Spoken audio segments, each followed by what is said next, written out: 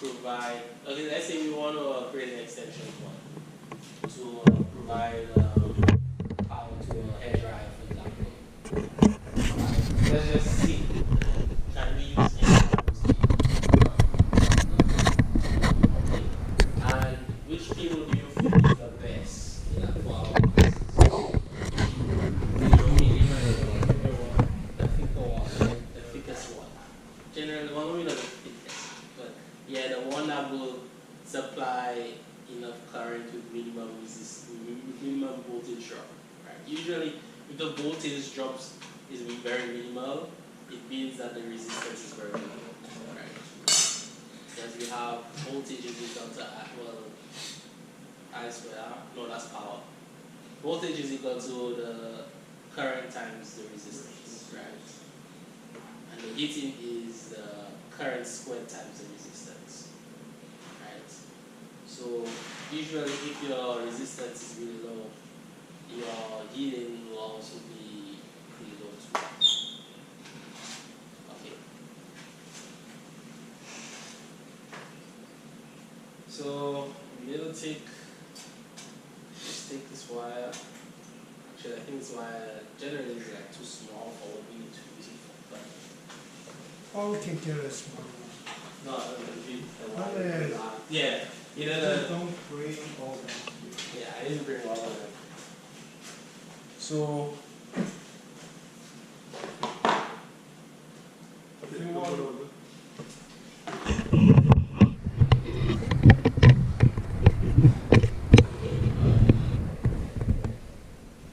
Generally don't use this steps. I rather use the manual because it gives me more control. And if you want to go with speed, This one is then I guess this is better.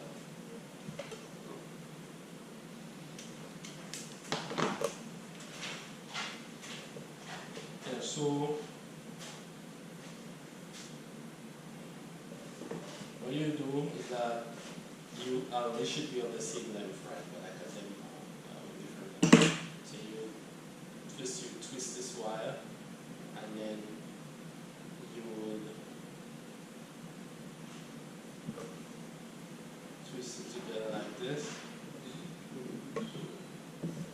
Actually, I think I might have twisted it wrongly. So, okay, yeah, I did twist it wrongly. Because when you twist it, it should not twist. Right, so All the same direction. yeah. Right, so when you twist this together, and then you put this, and then you twist it. Okay. So when you twist it, ideally, you see this. If you look, this is not good.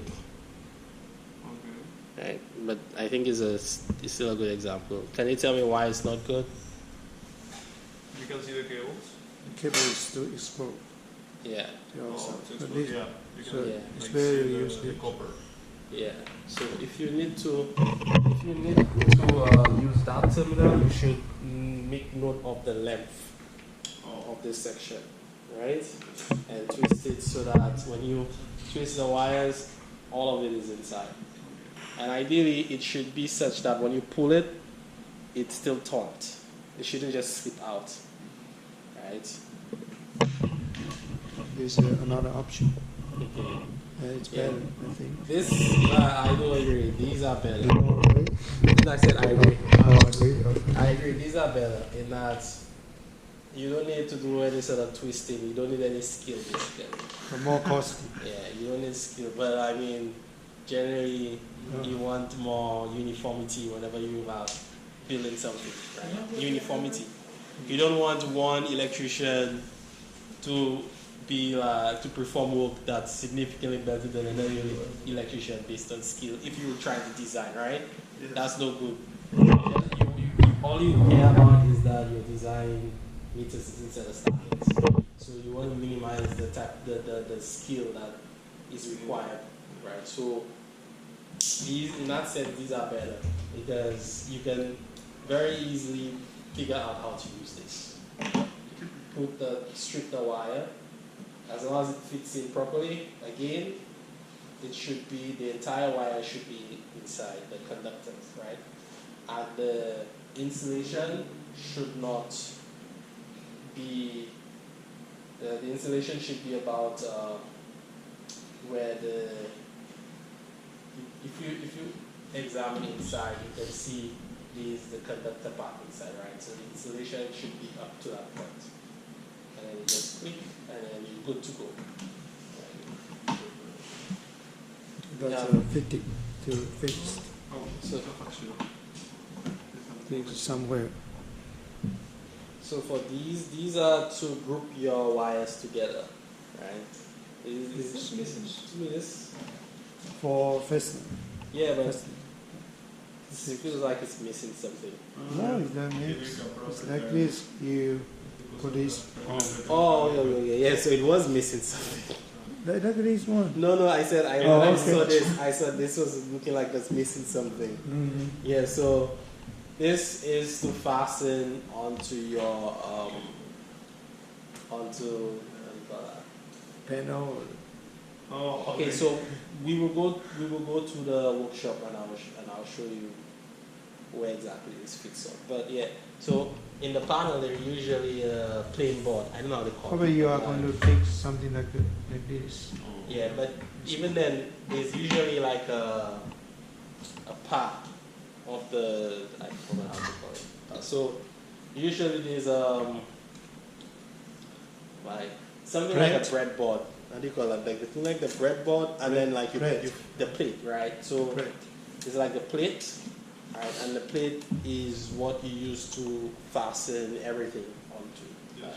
right? So the detail will go on the plate. Your fasteners, your devices, all of that would go on it.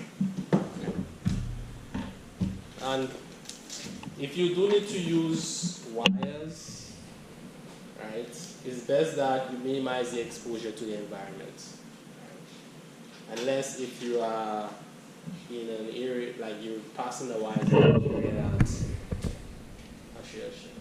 like for example, let's say you put in the wires in the ceiling, I think.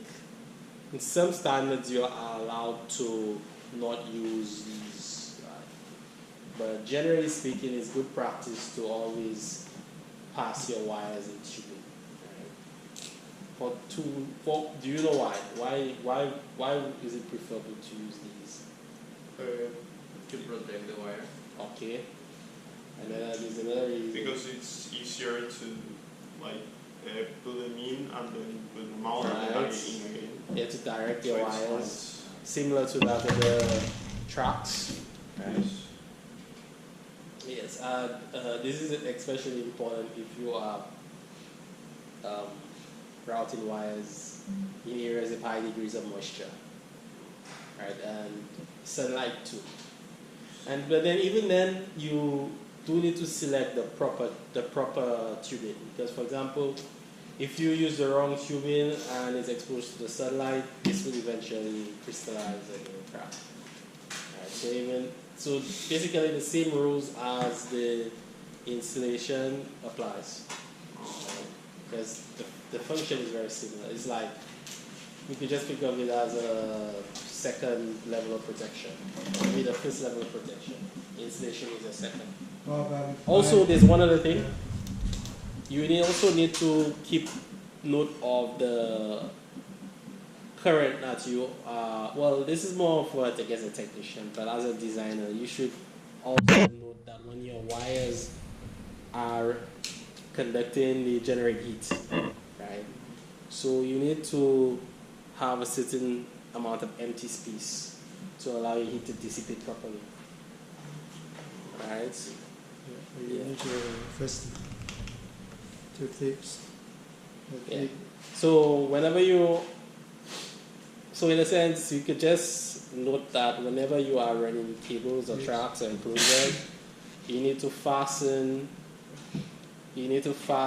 your object securely, right? So the same thing for the track needs to be fastened. The tubing needs to be fastened. So we have our, we also have our tip, right? So tape is used to label your wires, your conductors. So you know that I sometimes use both conductors and wires, right? So the wire is the combination of, like, if you, for example, you can call this technically in different terminologies depending on what the definition you're using.